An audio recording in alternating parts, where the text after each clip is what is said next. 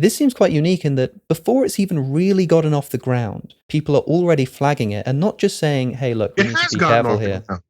It beat us at chess, at Go, at Jeopardy. It's writing your term paper. Don't tell me it hasn't gotten off the ground. What are you basing that on? No, I will not accept your declaration that end of the world proclamations are some emergent phenomenon. They're very real to you because you're experiencing them firsthand.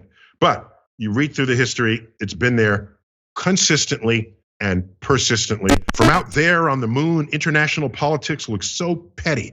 You want to grab a politician by the scruff of the neck and drag him 250,000 miles out and say, look at that, you son of a bitch. That's the entire book right there.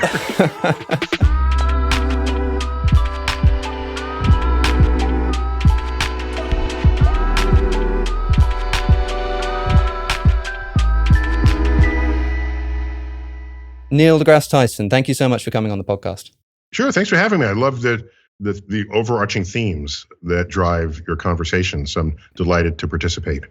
Well, I thought it would be good to sit down with you. I noticed that your latest book, Starry Messenger, Cosmic Perspectives on Civilization, given that it's got the word cosmic in it, which is also in my YouTube channel name, I figured there'd be some overlap at the very least. I wanted to begin by asking, actually, what is a cosmic perspective? Yeah, it's actually quite simple. You and your viewers, listeners, have surely heard of the overview effect, which is what is described by astronauts who have gone into orbit and they look down on Earth, and national borders dissolve away, and you see sort of the fragility of where you came from. It's a whole other outlook, and so astronauts are changed typically for having gone into space and looked down on Earth. That has great value. But you know what has even greater value is a perspective that goes even beyond that. And I would call it a cosmic perspective, which exists not only in sight lines back towards Earth. So if you go to the moon, for example, and you look back to Earth, it's no longer just land masses passing beneath your feet. No, it's the entire Earth. Is they say, wait a minute, that's a planet. And I'm not on that planet right now. It's just floating. What's holding it up? I don't know. It's just there. And it's orbiting that star. And you don't, like I said, you don't see the color-coded countries in the schoolroom globe. You see oceans and land and clouds. That's it. You don't know that people are killing one another because of what gods they worship or don't worship, or what skin color they have, or who they sleep with, no, you don't see any of that. And so is it a good thing that you see it from far away, that you don't notice it, or is that a bad thing? You could probably argue it both ways, but I would say on balance, it's a good thing.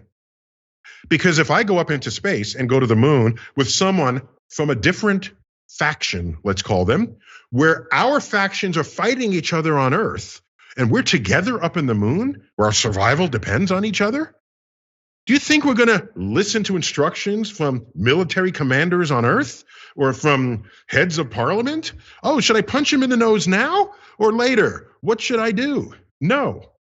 We are two human beings, Homo sapiens, 250,000 miles away from the next nearest Homo sapien. All right? This is a cosmic perspective. Things look different from that distance. And an Apollo 14 astronaut, Apollo 14 is, of course, one of the ones that went and walked on the moon, Edgar Mitchell. I opened the book with a quote from him. His quote is so good, I didn't need to write the book. That could have just been the book. The quote is, you develop an instant global consciousness, a people orientation, an intense dissatisfaction with the state of the world, and a compulsion to do something about it. From out there on the moon, international politics looks so petty. You want to grab a politician by the scruff of the neck and drag him 250,000 miles out and say, look at that, you son of a bitch. That's the entire book right there. Well, allow me to present... And he was feeling it. He was feeling the cosmic perspective.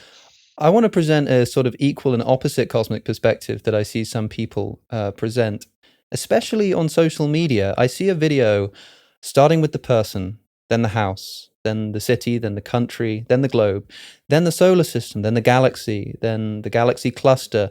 Out and out it goes. And the idea and the message is, look how small we are. Look how we're just tiny little apes on a speck of dust in the middle of nowhere.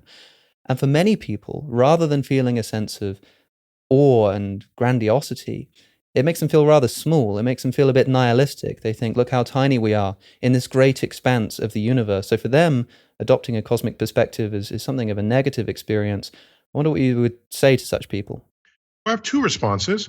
One is, sure, you're small if you start at the human scale and go out to the edge of the universe, 30 powers of 10, whatever is the scale unit that you're using. But you could also zoom in and go into the cells of the human body, let's say the red blood cell, and you go in, and then you get to the through the cell wall, and you see the mitochondria, or whatever the biologist has recently put inside your cell, and you go all the way down to the molecules, and then within the molecules, the atoms, and within the atoms, the nucleus. You can go as many powers of 10 into something smaller than you as bigger than you. So if you want to feel large, take the trip the other way. So that's my advice, okay? If feeling large is important to you, but feeling large is an ego thing, and there's really no room for ego. This is my second way to address that question. There's no room for an ego in the universe. In fact, astrophysicists got to be some of the most humble scientists among all categories of inquiry. Because we look up, we small in time and in space, and stuff we don't know, and we do, will we ever figure it out? And who ordered that? I don't know what that is. This is happening to us every day. And so I claim that if you go into it with no ego, and then you say, wow, we're small. But you know something else? What astrophysics discovered in the middle of the 20th century? That the atoms of your body were forged in the Big Bang and in the hearts of stars that cooked up these elements, starting with hydrogen, and it moved up the periodic table, making heavier and heavier elements. And that star then exploded billions of years ago, scattering that enrichment into gas clouds that would form the foundations of the next generations of star systems, including at least one that has what we call the sun and what we call Earth. And on that Earth, there is life. So yeah, you go out and look up and say, I'm small in this universe. Yeah, you're alive in the universe, but you know what else is true? The universe is alive within you. That fact borders on the spiritual. So that once you know it, and you look up at the night sky and say, I am one among the stars. I am part of this great unfolding of cosmic events, from the Big Bang to whatever is the fate of the universe. And I get to watch my 3 billion seconds of it. That gets you about 95 years old. I get to watch 3 billion seconds of it, and that is my privilege of being alive in this universe. That's how I think about it. You said it borders on the spiritual. Is this not enough? Is this not sort of quite enough to be fully spiritual as an experience for you? Well, spiritual it's a very loose word, and people have privatized the word in whatever way fits themselves. So I don't. That's why I don't want to claim I'm either inventing a new definition for it or using it in some way that would step on the toes of others. When I say borders on spiritual, that's an open door for you to then think about it however it best merges with your sense of the world. So to me, the way I would use the word spiritual, spirit means spirit, right? And spirit, I think from the Latin is breath, your breath, your what is vital for life, all right? In the world of religion, spirituality has taken on religious patinas, and as many people do. So I leave it open. You reach for it, absorb it in whatever way best suits your needs.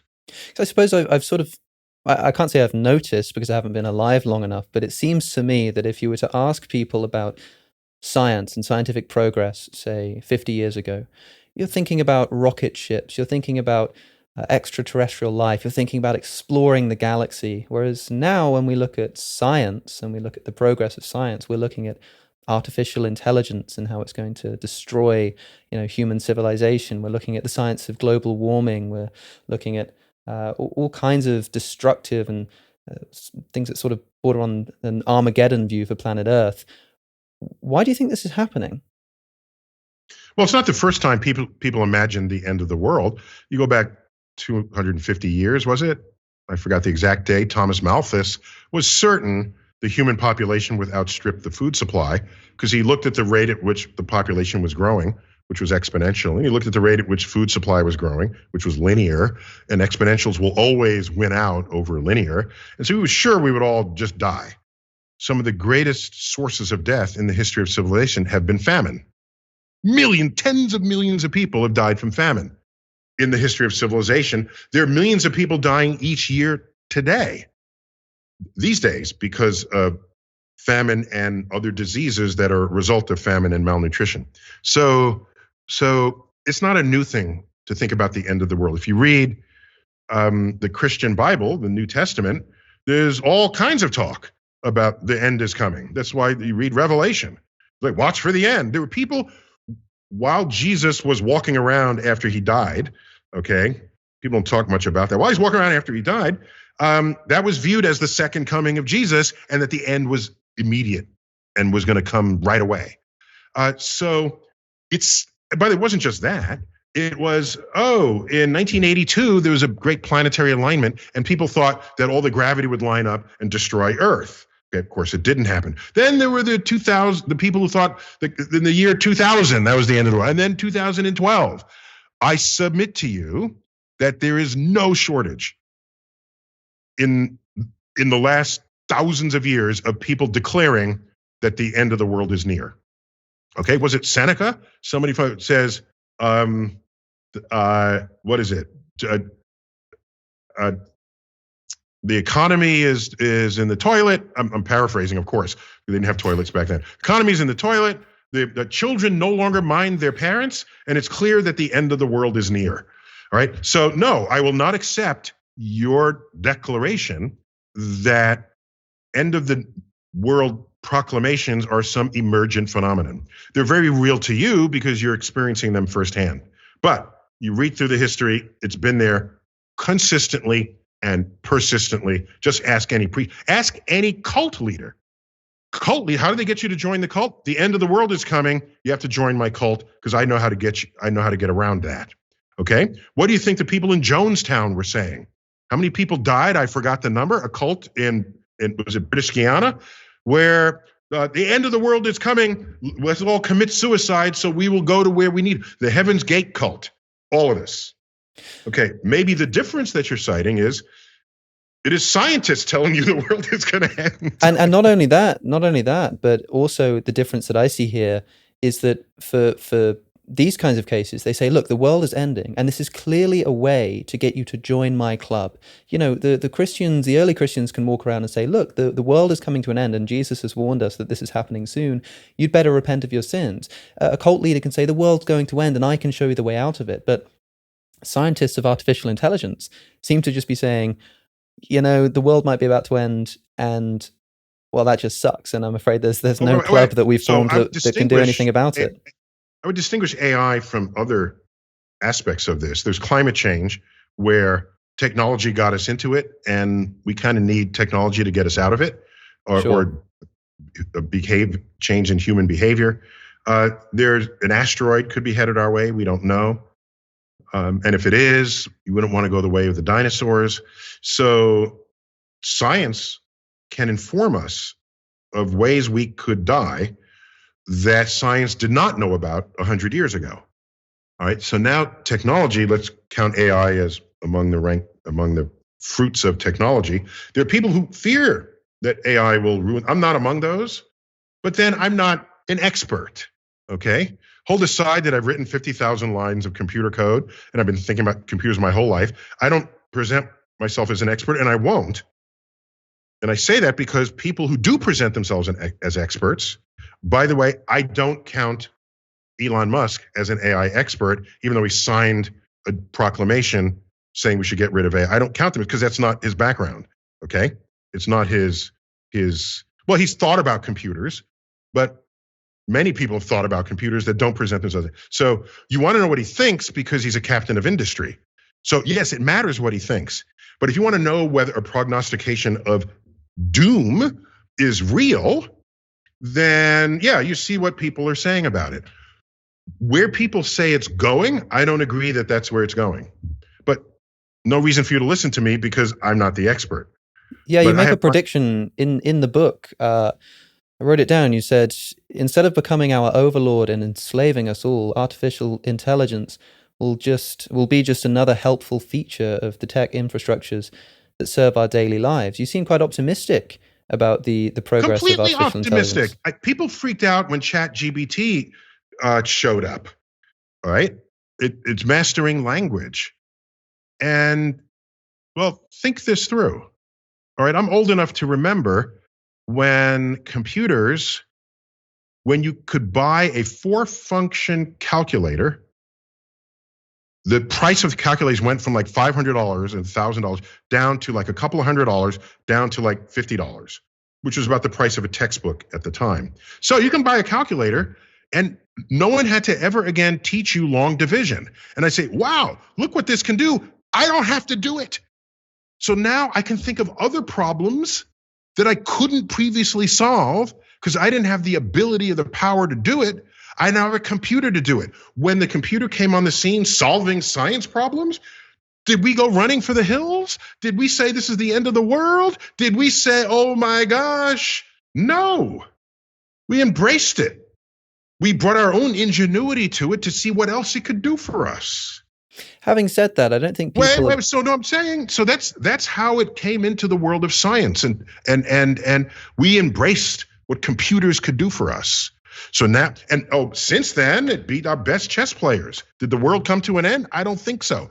It beat us at Jeopardy, which involves culture. All right. And how nimble are you? Do you know what culture means and how it comes together to form new information compared with previous information? It beat us at Go. Did the world come to an end? No. So now it can write your term paper. You know what we should do? Get it to write the stuff that nobody else wants to write. Get it to write the stuff that no one signs their name to, like instruction manuals. Let it write travel brochures. Nobody ever signed their name to those. Let it do all the things we don't want to do. Okay? That's how I see every new advance in computing. I'm going to say it's a computing advance. You're going to call it AI? Fine. To me, it's a computing advance. By the way, we're kind of there now, almost. There'll be a day AI is driving your car. Let's just call it a really advanced computer. Great. It'll never be drunk, or as you say in the UK, they'll never be pissed, okay? It'll never, okay? And it could probably text and drive at the same time and not put anybody's life at risk.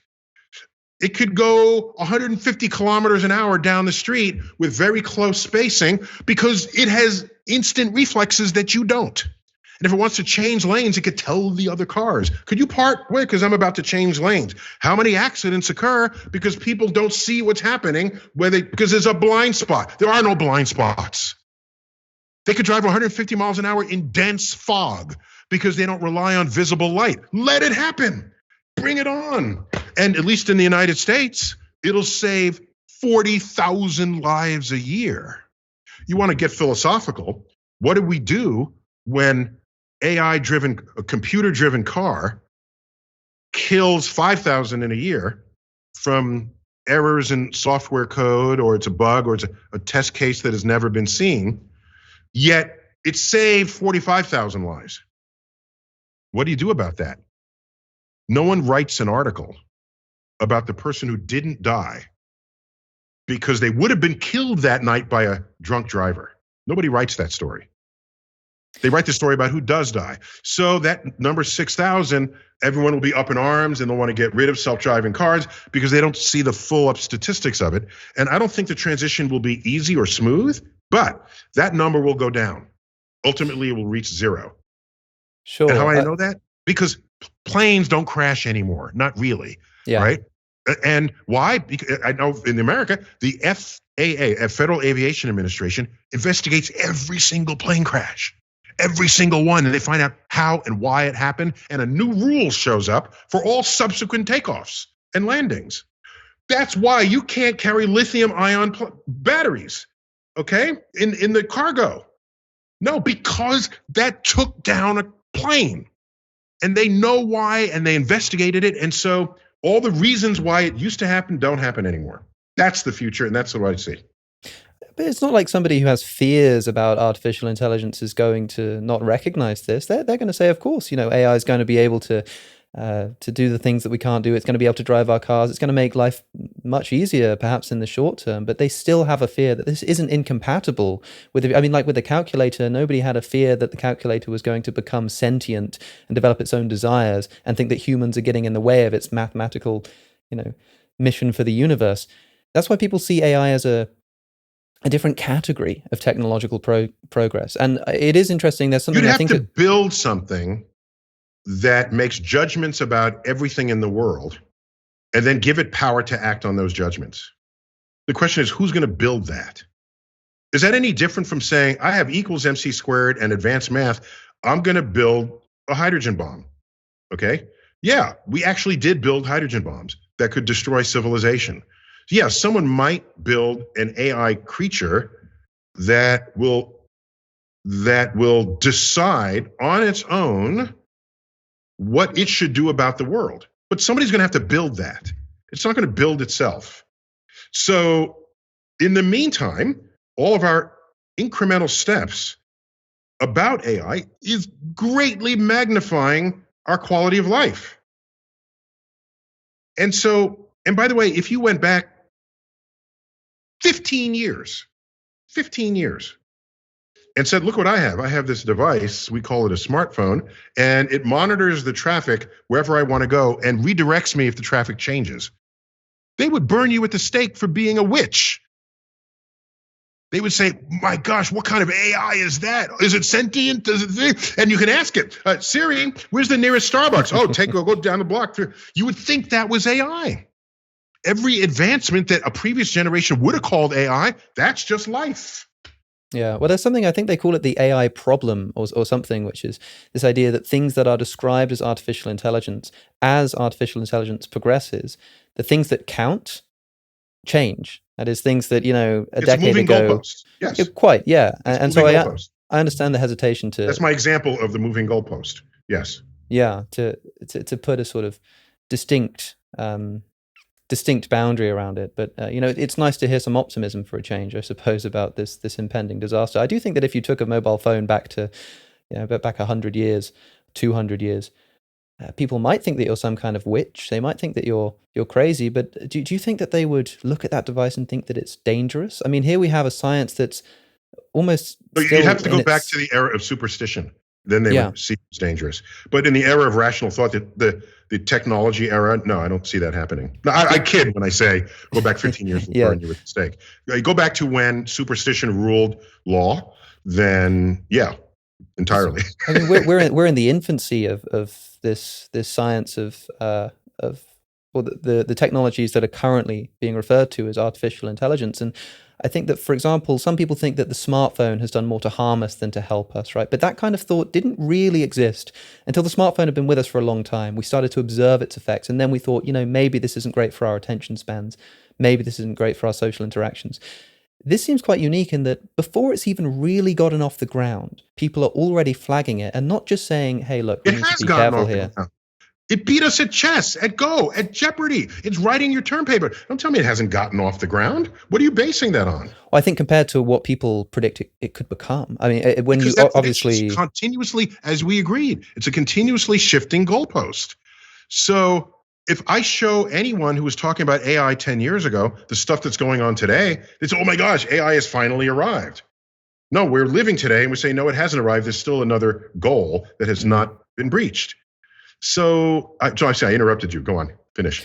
Well, what I wanted to say was that the fear, and these scientists aren't just saying, look, we need to be careful about this, but they're saying this potentially could be one of the greatest existential threats to humanity. And I say, it's just getting off the ground. And of course, compared to where we were 10 years ago, we're leaps and bounds ahead. But because this is exponential, it's a bit like sort of the growth of something like the smartphone in the first 3 years. Huge Well, all changes were made. technology is basically exponential, all of Quite. it, as I spent time in one of the chapters delineating. But let me say it another way. I see where you're coming from, Yeah. but let me try to shine a little bit of light on it.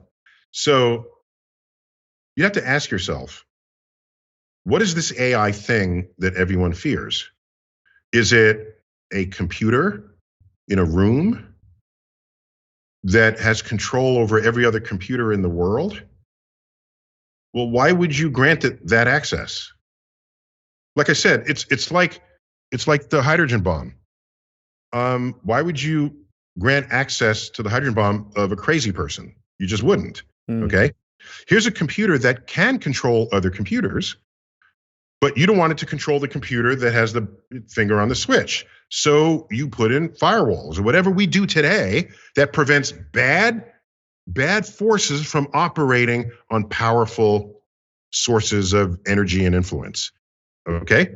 So I see that. Now we want to perhaps redouble the energy invested in how to tame that. And that was in that recent letter that was signed by so many that said we should stop our investigation of AI until we catch up with it. I think that's naive in the sense that you're not going to stop curiosity in the world. It's not going to happen. Yeah, you could stop it over here, but is that going to stop China or the United Arab Emirates or Chile or some other country? That they're going to continue? You don't have control over them. So it's more gestural to say we're scared, let's put a moratorium on it, than it is an authentic rule that the world is going to follow. I think if it wakes you up to the possible dangers, that's great. What are the possible dangers of nuclear warfare? Let's talk about it, for sure. What are the possible dangers of a runaway virus? Let's talk about it. You'll have if heard... you have weaponized germs, there are risks there. Let's talk about it. So I don't see this as a different kind of risk. You'll have heard in the past have put our lives at stake. This analogy of the 5-year-old and the adult, and if artificial intelligence becomes something that is more intelligent than at least the average human being, potentially any human being, then us saying, well, look, we'll just put a firewall on it. It already is that. Quite. I'm just saying, it can do 1 billion calculations a second. We used to think doing calculations was intelligence. Now it can do that. Now you're not counting that. You're not putting a check in that box and saying it's smarter than us. So, okay, let's say that it is. I think there are sort of different forms of intelligence, right? But I think the idea is of this thought experiment is the idea of this adult, this incredibly intelligent adult. Is it a machine in a room? No, this is a human being. Power plug? This is a human being, and there are a bunch of 5-year-olds who are trying to keep the human being in the cage, and they're a bit scared that the human being is that the adult's going to try and escape, and they think, well, if that happens, we'll just stop him. But as the adult, you'd look at these 5-year-olds trying to keep you in a cage. It's laughable. It's completely give me a break, laughable. Right. Except the adult in your example is another version of a human being that walks and talks and this sort of thing. A machine. A computer is in a machine, in a box, in a room, and it talks to others. So let's call it a collective intelligence. I don't have a problem with that. And okay, and it breaks the codes that we thought were unbreakable because it's like massively smart. And you have to ask, well, why would it do that? Did you program it that way? Did you say, become the most powerful thing in the world? You shouldn't have done that. Okay, so I mean, there's a lot of occasions in the history of modern life where people could do something and shouldn't do it and didn't do it. And we're all still alive because of it rather than dead. So yes, I'm not saying there aren't dangers. I just don't see the dangers as being unique among dangers that we have faced. Sure. And that the benefit that it can bring when it's properly managed and allocated and done in a nicely planned way, we want to think about it, sure, can be of extraordinary benefit to humankind to solve problems that we can't solve, that we're not smart enough to solve, be it hunger or in the human genome or whatever else it can do that we have yet to even dream of. You mentioned earlier about, I mean, we've spoken here about let's say an internal technology or an internal fear that humans have about the planet. A quick point. A quick point about the adult and the 5-year-old. Yeah. That's a brilliant philosophical analog. But in practice, we're not creating another human being. It's a machine that runs on electricity. Okay, so it doesn't eat potatoes for its nourishment. It runs on electricity and batteries. Okay, and so yeah, you start getting. I'm going to unplug you. And you know something? You can't stop me from unplugging you. What are you going to? Is there some walking robot? No, we're not really making walking robots. They make fun YouTube videos, but no one is going to make a robot to do things because the thing itself is a robot. Am I going to make a robot to drive my car? No, my car is the robot. Okay, so plus AI only knows what's on the internet. Is that everything that humans know? Actually not. I can make a discovery today and write it down. And if I don't put it on the internet, AI will never know it. Yeah, I suppose I wish I knew more about AI to be able to comment on the idea of just being able to switch it off. I think the fear is that somehow this beast will come to exist in a form that can't be just turned off, at least not simply. And you ask, who would create such a being? Who would create such a computer? I think there's a fear that it could either happen either by mistake or incompetency, or perhaps by some artificial intelligence. Nuclear ICBMs can happen by mistake or on purpose. Correct. Yeah, that's right. And by the way, you can think of, it's not just all of civilization think of weaponizing it.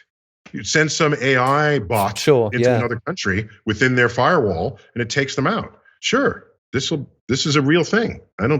Yes, we should worry about it, but I'm not going to uniquely worry about it and say we should never have AI.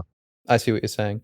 I wonder, having spoken about some internal threats, what do you think is the greatest threat to planet Earth from space? Asteroid strikes. Yeah, and we're practicing how to deflect them. The DART mission from NASA worked out pretty well. We feel pretty proud about slamming into an asteroid, altering its orbit, so that if you get good enough at that, you can deflect an asteroid that otherwise has us in its targets. But that's the single greatest threat. We plow through several hundred tons of meteors a day. A day. Wow. Most of them are small and they burn up in the atmosphere, and as shooting stars. Occasionally they're big and very dangerous and they render things extinct. The best preserved crater in the world is in Arizona. It's nearly a mile across. You all still remember miles, right? It's fun to say nearly a mile across. Yeah. You all came up with it, right? So somebody ought to remember what a mile is across the pond. So, a mile across, 62-story building could be buried under the depth of the crater. And that was just 50,000 years ago. And as far as we know, not much went extinct then. But oh my gosh, if you were around at that time, that would have been quite the spectacle. The solar system's a shooting gallery. And it's not just stuff hitting us from way long ago. Anytime they show paintings of dinosaurs, there's like a volcano and there's, stuff. No, the dinosaurs were only like 100 million years ago. Earth has been around for 4.5 billion. So 100 million is like yesterday. There's still plenty of junk that can fall into Earth and kill us. So for me, that's the greatest existential threat. And what I worry about most is that 100 years ago, that wasn't even on the list. So I lose sleep. But what was on the list then? Well, you might die from tuberculosis, Yeah. Or whatever. And I wonder what's going to be on the list 100 years from now that we don't even know is an existential threat. But it won't be artificial intelligence. No, sure. How good are we at spotting asteroids? I mean, there's a big discussion about how good we are at deflecting them once we've seen them, but Right, how right. much of a grasp do we have on where they There's a are good and when they're fact threatening us? that the good fact is the bigger the asteroid, the easier it is to detect, That's good. because the bigger ones will do more damage. So that's a good thing. So we can say with some confidence that there are no asteroids above a kilometer in diameter that hold Earth at risk anytime in the foreseeable future. But as you go to smaller and smaller asteroid sizes, there are many more of them. So they're harder to track, they're harder to discover, they're not as bright. And so we're not worrying about a species-ending asteroid. We're worried about one that will take out a grid. One will take out all of the UK? Yes, that can happen. But civilization survives it. One that'll take out not so much all of France, all of Liechtenstein? Yes. Yes. One that will hit in the ocean and take out a coastal city from a tsunami? Yes. So, but they're not extinction level episodes. They're none large enough, in spite of what Hollywood will otherwise tell you. They're none big enough to accomplish that goal. Before I let you go, because I know that time is pressing, I wanted to ask you about something you reference a few times throughout the book, which is your forbidden Twitter file. Oh, You've mentioned a few tweets that maybe should have stayed in the forbidden Twitter file and never made it public. But I wanted to know, how often does that file grow, these tweets that you go to write and then think maybe the world best not hear this? Yeah, the file now contains, I don't know, not too many, 20 or 30 tweets that I'm just not going to post. And there are others, like I said, maybe should have stayed there. And they're tweets that are disturbingly true on a level that would just create unrest and argument and denial. And as an educator, that's not my goal. People just aren't ready for it. They aren't ready for these or truths. Maybe never be ready. It's just, and I don't need to start the fight, to pick the fight. It's so true and so disturbing that people will be in denial of it.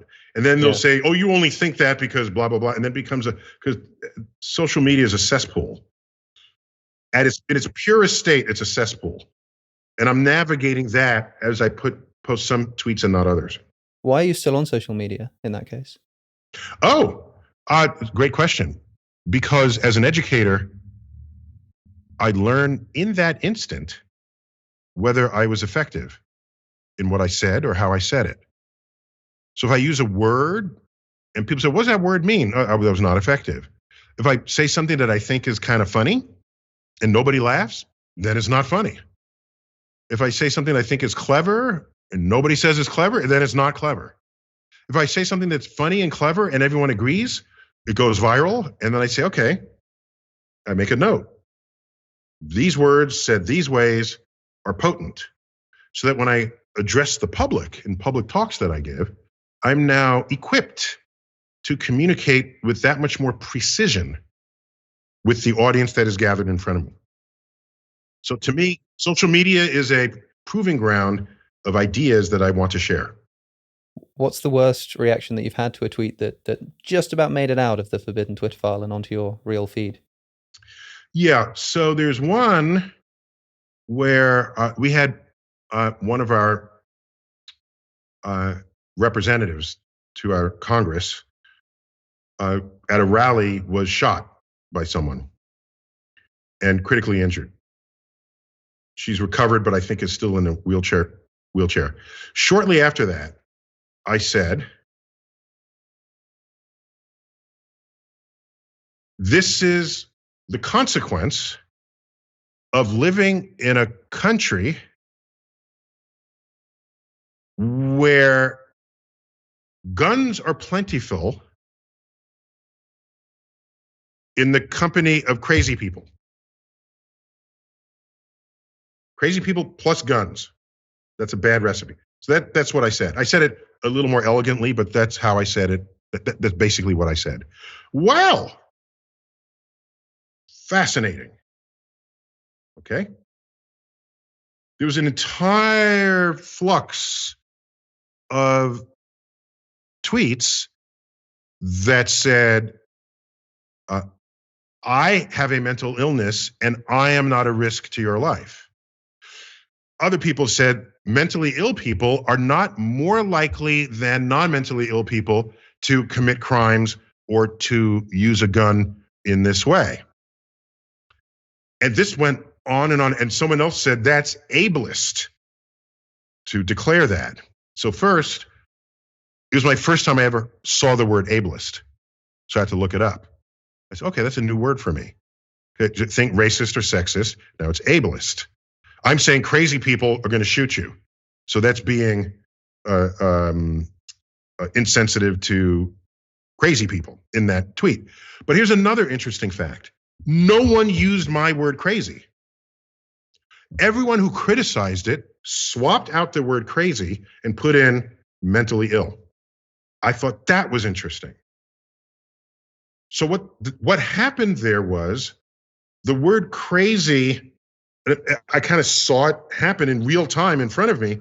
The word crazy was removed from the language. Because it used to mean mentally ill people, and mentally ill people said, no, you're going to call us mentally ill, not crazy. So now crazy can't mean anything else other than a pejorative reference to a mentally ill person.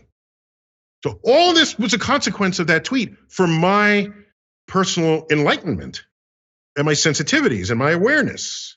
And so I'm kind of glad I posted it, but I had to bear the brunt of, by the way, the comments were polite. It was before the internet got really nasty, troll-like. They were firm but polite. And so I don't want to misrepresent what actually happened at the time, because it was many, many years ago. So that was a tweet.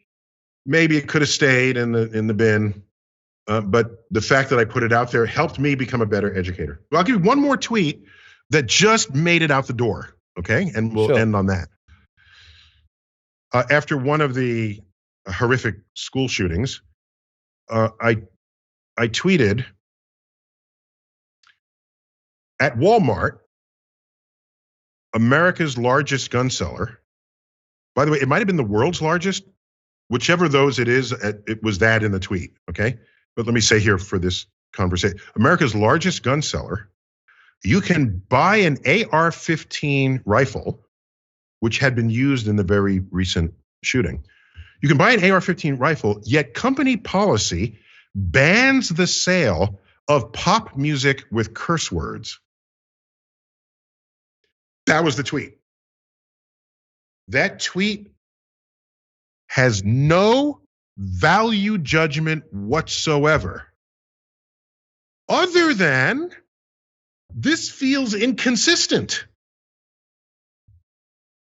And that's not so much a value judgment as an observation of people trying to set up a sales policy, okay? It's like an implied value judgment, perhaps. The fact that the tweet is being made, I'm not saying they should or shouldn't sell guns. I'm not saying the rock music should or shouldn't have lyrics.